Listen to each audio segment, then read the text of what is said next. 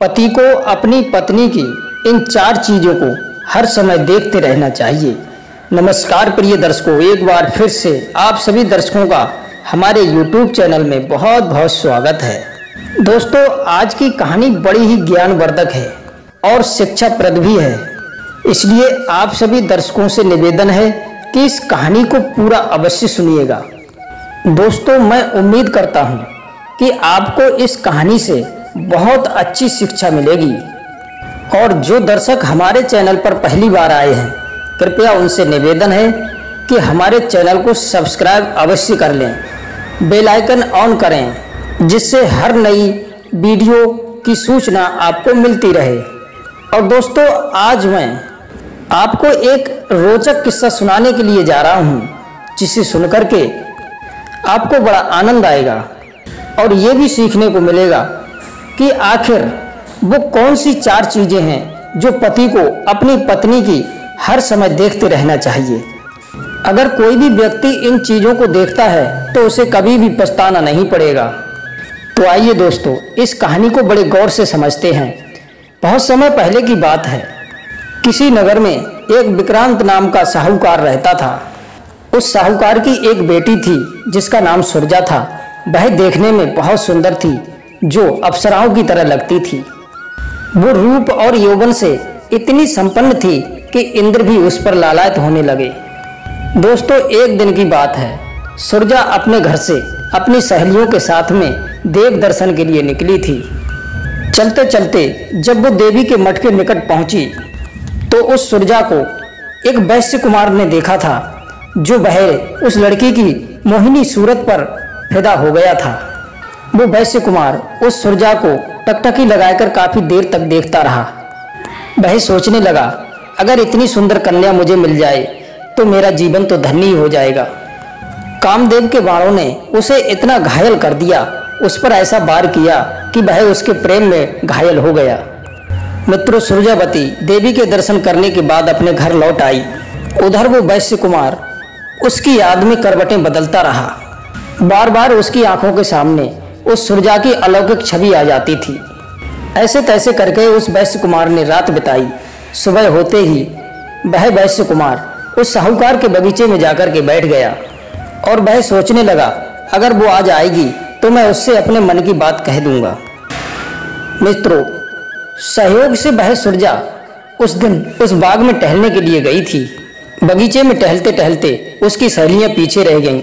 मौका पाकर के वो वैश्य कुमार उस सुरजा के पास में पहुंच गया और सुरजा से कहने लगा कि हे सुंदरी, जब से मैंने तुम्हें देखा है, मेरा रातों का नींद, दिन का चैन सब कुछ नष्ट हो गया है।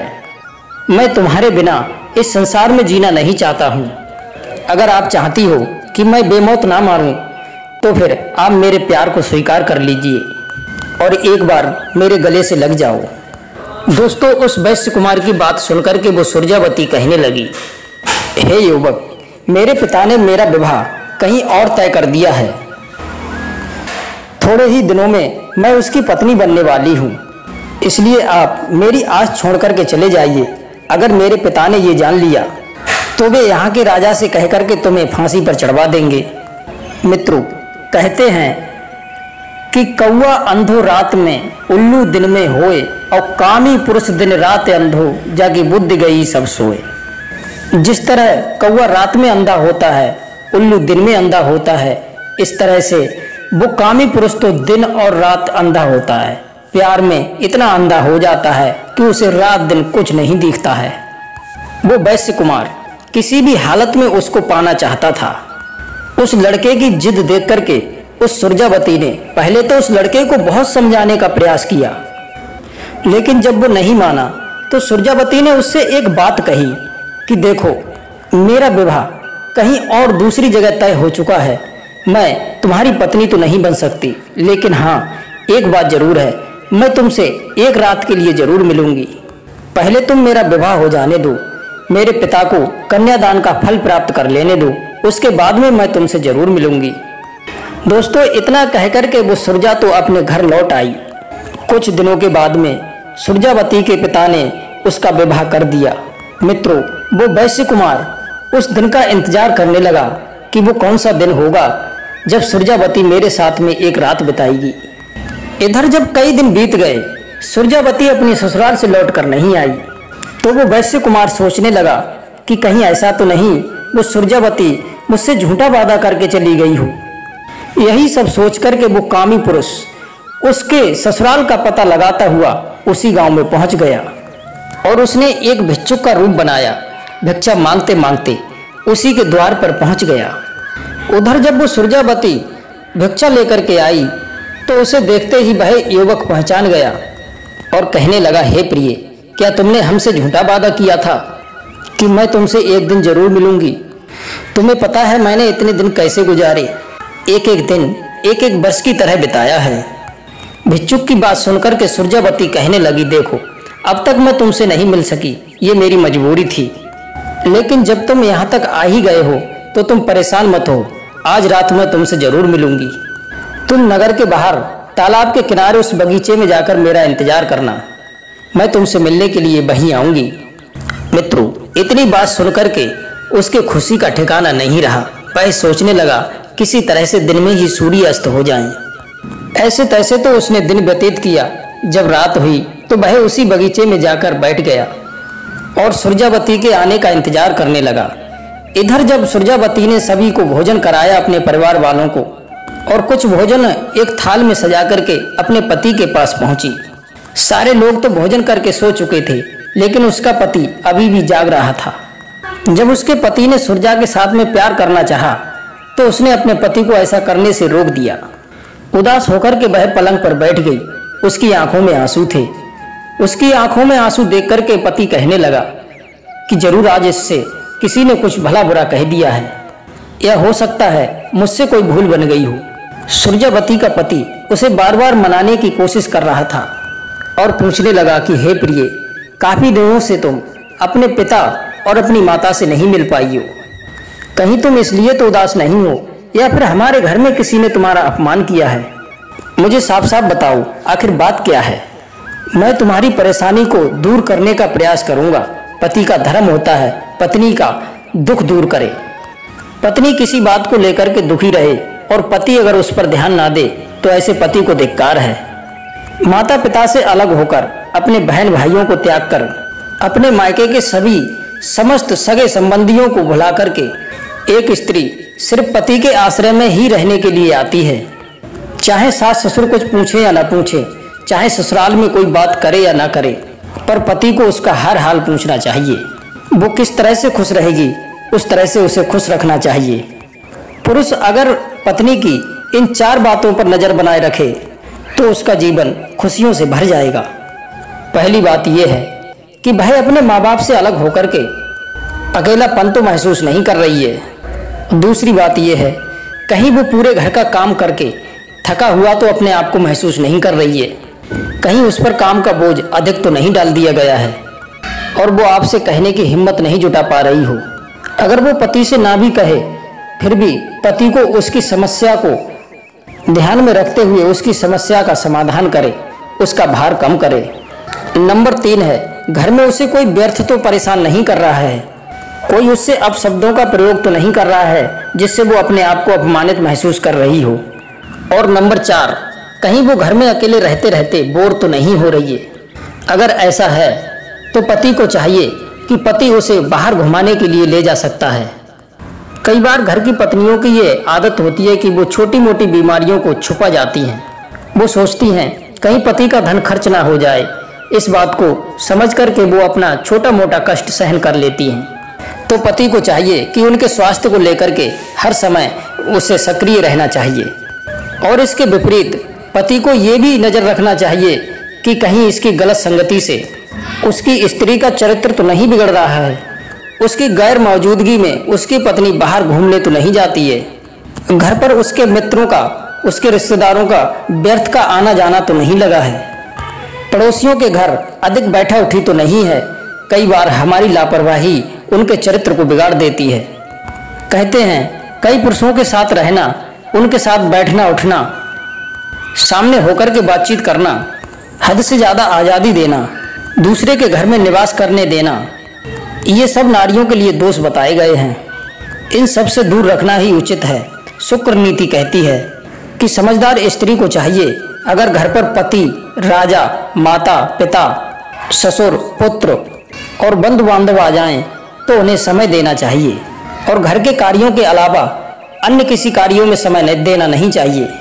हंसी मजाक करने वाले पति के मित्रों से भी व्यर्थ मुंह नहीं लगना चाहिए, क्योंकि किसी पुरुष के साथ एकांत में बैठना और एकांत में बैठकर के हंसी मजाक करना ये कुलीन स्त्रियों के चरित्र को बिगाड़ते हैं। किसी दुष्ट पुरुषों के साथ बैठकर हंसी मजाक करना ये स्त्रियों के लिए अच्छा नहीं होता है, क्योंकि कहते हैं आजाद स्त्रियों की निडरता एकांत में बुरे आचरण के लिए सफल हो जाती है और उत्तम स्त्रियां ऐसा नहीं करती हैं, इसलिए उनका चरित्र नहीं बिगड़ता है और उनके कुल की निंदा भी नहीं होती है। प्रिय दर्शकों, सुरजावती के उदास बैठने का कारण जब उसके पति ने पूछा तो वह कहने लगी कि हे प्रियतम, तुमसे बढ़कर के इस संसार में मेरे लिए और कुछ नहीं है, लेकिन आज मैं तुमसे एक बात कहना चाहती हूँ। यदि तुम मेरी बात का बुरा ना मानो तो और आप मेरी गलती को क्षमा कर दो तो मैं आपको बताऊं। तो पति कहने लगा, हे प्रिय, आज मैं तुम्हारी किसी भी गलती को क्षमा कर दूंगा, तुम बोलो तो सही। तो सुरजावती बड़ी शर्म और दुख के साथ अपने पति को सारी बात बताती है कि हमारी शादी से पहले की बात है। एक वैश्य कुमार मेरी सुंदरता पर रीझ गया था। कई दिनों तक उसने मेरा पीछा किया और वह भोजन नहीं करता था।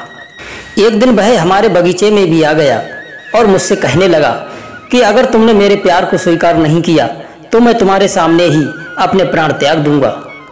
मैं उसकी इस तरह की बात सुनकर के भयभीत हो गई और मैंने उसको बताया भी कि मेरा विवाह कहीं और दूसरी जगह तय हो गया है और मैं अपने पति के अलावा किसी और को स्वीकार नहीं कर सकती। लेकिन वो किसी भी तरह से समझने को तैयार नहीं हुआ था। तब मैंने उससे एक वादा किया था कि मैं जीवन भर के लिए तो नहीं, एक दिन के लिए मैं उसकी पत्नी जरूर बनूंगी और वह मेरी इस बात पर मान भी गया। लेकिन तब से लेकर आज तक मैं अपना वचन नहीं निभा सकी हूँ। मैं उससे मिलने नहीं जा पाई और वह इंतजार देखता देखता हमारी चौखट तक आ गया है और मैंने आज की रात उसके पास जाने का वादा किया है। इसलिए अगर आप मुझे आज्ञा दें तो मैं अपना वचन निभा सकूं। मित्रों, पत्नी की ऐसी बातें सुनकर के पति की सांसें थम गई और सच बात है मित्रों, कोई भी पुरुष अपनी स्त्री को दूसरे पुरुष के साथ में देखना नहीं चाहेगा। सुरजावती का पति भी काफी अचरज में पड़ गया। काफी देर विचार करने के बाद और सोचने लगा कि ऐसी स्त्री को धिक्कार है जो अपने पति के होते हुए भी पर पुरुष का अपने मन में विचार करे। काफी सोच विचार करने के बाद उसने अपनी पत्नी को उसके पास जाने की आज्ञा दे दी। पति की आज्ञा मिलते ही वह भोजन का थाल लेकर के अपने प्रेमी से मिलने के लिए चल दी। घोर अंधेरा था। रात्रि में वह उस बाग की ओर चली जा रही थी। तभी एक चोर चोरी करने के लिए उसी रास्ते से जा रहा था। उसने सुरजावती को देखा तो सुरजावती का रास्ता रोक लिया। चोर ने सुरजावती से पूछा कि तुम कौन हो और इतने अंधेरे में किससे मिलने के लिए जा रही हो। तब डरती हुई सुरजावती उस चोर से कहने लगी कि तुम मेरा रास्ता छोड़ दो और मैं किसी जरूरी काम से बाग में जा रही हूँ। चोर कहने लगा, शायद तुम ये नहीं जानती कि मैं एक चोर हूँ और हाथ आए धन को अपने हाथ से कैसे जाने दूं। सुरजावती कहने लगी, तुम मेरे सारे गहने ले लो, लेकिन मुझे मेरा वचन निभा लेने दो। सुरजावती की बात सुनकर के चोर कहने लगा, वचन? कैसा वचन? तब सुरजावती ने अपनी सारी कहानी उस चोर को सुनाई।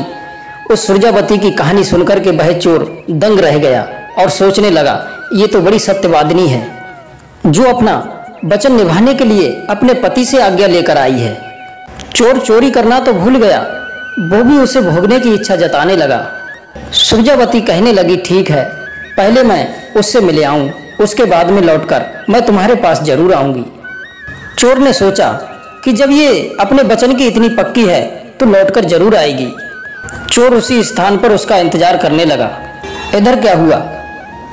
सुरजावती उस वैश्य कुमार के पास में पहुंची और उसे भोजन कराया। उधर वैश्य कुमार ने सोचा कि इतनी रात गए यह सुरजावती अपने वचन को निभाने के लिए इतनी रात में मेरे पास आई है। वो वैश्य कुमार उसकी ईमानदारी से बड़ा प्रसन्न हुआ और उसकी सोच बदल चुकी थी और कहने लगा कि हे सुरजावती, वैसे तो मैं तुम्हें जान से ज्यादा चाहता हूँ, पर तुम दूसरे पुरुष की पत्नी बन चुकी हो और उसने भी तुम पर भरोसा करके मुझसे मिलने के लिए भेज दिया। मैं उसके इस त्याग से समझ सकता हूँ कि वह तुम्हें कितना चाहता है। तुम्हारी खुशी के लिए उसने मेरे पास मिलने के लिए भेज दिया, लेकिन मैं ये बात जानता हूँ कि उस एक पति के लिए सबसे बुरा दिन वो होता है जब उसकी पत्नी किसी गैर पुरुष से मिलने के लिए जाए। मैं उसके विश्वास और प्रेम और तुम्हारे वचन की बलि नहीं चढ़ा सकता। इतना कहकर के वैश्य कुमार ने सुरजावती को लौटा दिया। लौटकर सुरजावती उस चोर के पास में आई। चोर ने कहा, कहो जिससे तुम मिलने के लिए गई, क्या तुम उससे मिले आई? तब सुरजावती ने बताया कि मैं उससे मिलने तो गई थी, लेकिन उसने मेरी सत्यता को देख करके उसने मुझे छुआ भी नहीं। वैश्य कुमार ने सुरजा से जितनी बातें कही थी, सुरजा ने वो सारी बातें उस चोर को सुना दी। सुरजावती के मुख से उस वैश्य की बातें सुनकर के चोर के भी मन के भाव बदल गए और कहने लगा, अगर ऐसी बात है तो जाओ, मैं भी तुम्हें हाथ नहीं लगाऊंगा और तुमसे तुम्हारे गहने भी नहीं लूंगा। दोस्तों, चोर उसे कुछ दूर तक छोड़ने के लिए भी आया। सुरजावती अपनी पवित्रता के साथ में अपने पति के पास लौट आई। पति ने पूछा तो उसने सारी कहानी सुना दी। पति ने देखा कि सुरजावती जैसी गई थी वैसी ही लौट कर आई है। उसके मन के हाव भाव, उसके शरीर की रूपरेखा और उसके वस्त्रों को देख करके पता चलता है कि वो शुद्ध और पवित्र है। तो उसके पति ने अखंडित सती मान करके उसका सम्मान किया।